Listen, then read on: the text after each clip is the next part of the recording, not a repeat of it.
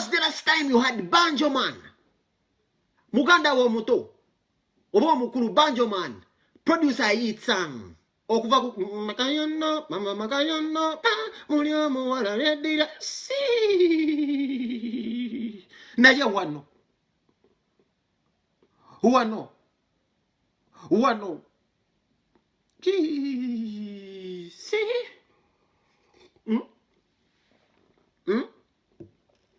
Biebe called the man himself. I was a number 1,000. Remember Sirimbe, I was having 1 billion songs.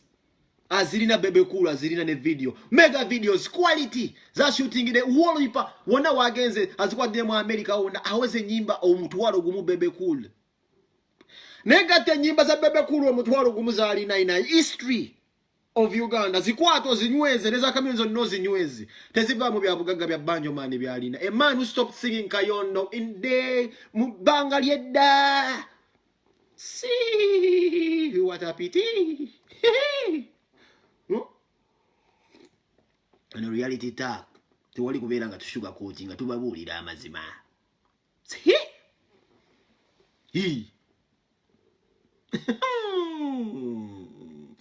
What a Banjo Man and nyumba za alina zonna n'ebyobugaggabi. Leta Bebe Cool omugamba laga account. Ne mugamba big size. Banjo Man is richer than Bebe Cool and Mr. Chisemakula himself. I saw a video clip nga Mr. Chakaba. Mumuseveni abayamba ate bakole sente. Mr. Chisemakula manyi toli bubi nnyo. Naye singa obba ku by'omuggo yali Ramit Biles Ramit kwa yali anoonya sente za kubeera nga anuusa bulo. If you always have a presenter ngalinga mbwa agenda uzuma buuzibwa mwamuwanga busente alimbe ku National TV muli about a billionaire. Where is the money today? Why are you crying, Papa? Don't cry. See, oyina dobaze nnungi yogera yimba yakayimba akamotivating abantu akajjako omuntu struggle osirise papa. Don't cry. Baba te kuchibaba tera chi. See.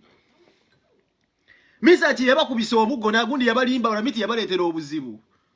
Nagenda ngalimbe gwanga ntimwe musinga okubeera abagagga. Ziriwo obugagga mu buliridda watudde.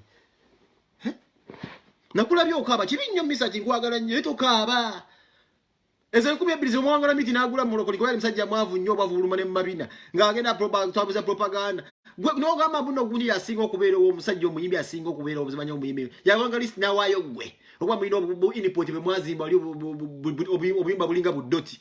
Bano sebe wano no mula simanyi yani oyo. Kati gwe nyumba izo jira kwa Mickey Way bayina nawe Banjo Man. Mwazimba zimba budoti ne mbutimba timbe musebe mwoyo simanyi mwajanga alimba kukona mu yasimwa abasinga obugaga. Mumuteka kayinde ne mugulire emmere. Nako mona agaba musimanyi ono musajja muyimbi mula yasinga obugaga ono yani ono. Ronald Mayinja aswaziza abali bagamba nti musajja mugagga kana akalo kamwe expose nze nnyo kuba abadde ayagala kintu kimu just motoka. Enayisa gye yayisiza mu kana akalulu twabuukira data ina mu yadde 10.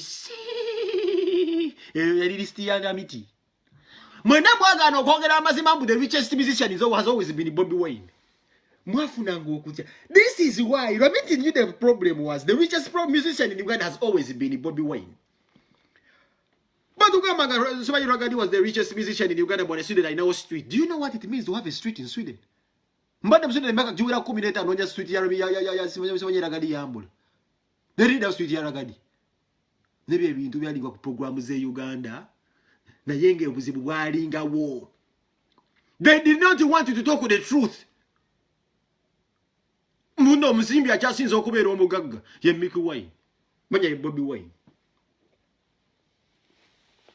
Buli omu yali akimanyi Bobby Wine yali omusajja omuyimbi omugagga asinga. Muyimbi kyali na beach. Kamili agula Arizona ne balundira mu gonja negwirawo spot. Nagenda kwagala kugenda kubwa mmeya kubeera ngazukusa zigonja. Ziri abantu mu features. Mukamili naye aguze beach Arizona. Bobby Wine has inspired everyone. Mukugula simanyi. Bobby Wine yagula Escalade. Kamili naagula Escalade. Onu credit kubanja nakati bagimala yo pibera baki wajiri wakiseka bagitunda. Eri wali ekwamidde waka.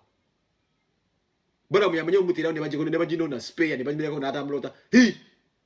Era yachogera nti omusajja mu inspiring ali Bobby Wine. Why is it so hard for you as a presenter? Ogamba abantu nti omuyimbi akyasiza okubeera nga yeewanama mu bintu bya ssente ye Bobby Wine.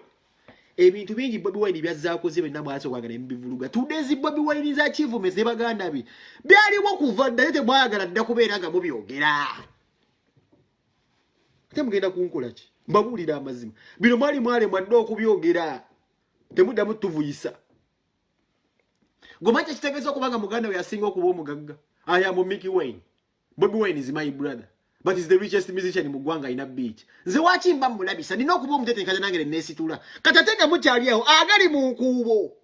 If I have not mistaken, agali mu nkuubo. Wait for a young man called Dax. Oyadda ku Mickey kalina nayo weeri agali mu nkuubo exclusive. Gobaita Dax oyo omuwere oyo asembayo kalina naye ate ng'ekyo kivuddeko kati obuzibu bwajja nti Bobby Wayne n'abaana basatu be yazaala abavubuka. Do you expect those boys Solomon and because they bitter to live their father's legacy beringe yenonika? You wait. The problem is still coming. Omugagga butambulira mu sayina bongo. Those kids are very articulate. Mujiriye bakola kyonna bali organized. Mamujja kuddaawo musere bazijja mu struggle ya kulimba. Bobby Wayne abiraga ku beach ku myaka emito gye yegulide n'abeerawo nga mukazi wali mu just munyiga masaajira kulya kyennyanja wali yali ali mu byabufuzi. Mwe abantu abamu bakoledde good life gye mubalaba mujje muyite byokudda ate omuntu akyasinza okuba talina kyakulya yaleta zi comparison ezo mulaba bano bagagga babajja muso beba abantu abatalina byakulya bayala nnyo banonya kyakulya. Misa kya very sorry. The problem was Iramiti kulimba abantu kugambi yagenda n'alimba noti twanyi gundi mugagga nnyo omusajja najja bogwame mwabi uliaga omusajja ngatayagelya kudda mamiti itagela bayimbi bayimbi bano balasita ngera kungiriza nyaba babandi music ndi bagagga miza kichoga amasep ngugambi okumanya kala kaluka balese mwenna mwe muyimiridde aluna gwe bagamba musanye namba 5 emmere yesiba wali gage machine amayino kumpa asaba imutere posta omugagga nze ngukubira akalulu kubira adivati omuntu okumana kwenda kulya emmere yiyo abimbi bajirira ku bbanja kingi sahe yakaja. It is not all about having a hit song. One of the richest musicians when yizo gamba today gwe ndaga kalinayo nyizo bakusogera mu bagane ngamba ndaga kalina ngambi kijalina tuyinzo bakubembe tubagobere mu kisawe kyo kuyimba.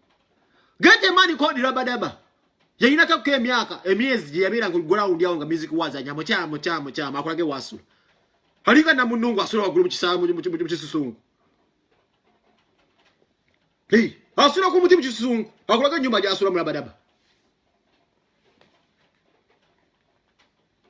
Waliyo Dax na yajja exclusive agozenna gafunye kalina weeri anasi ya struggle kalina wali bine ebintu waliwo families zijene zigamba twetwale who is who.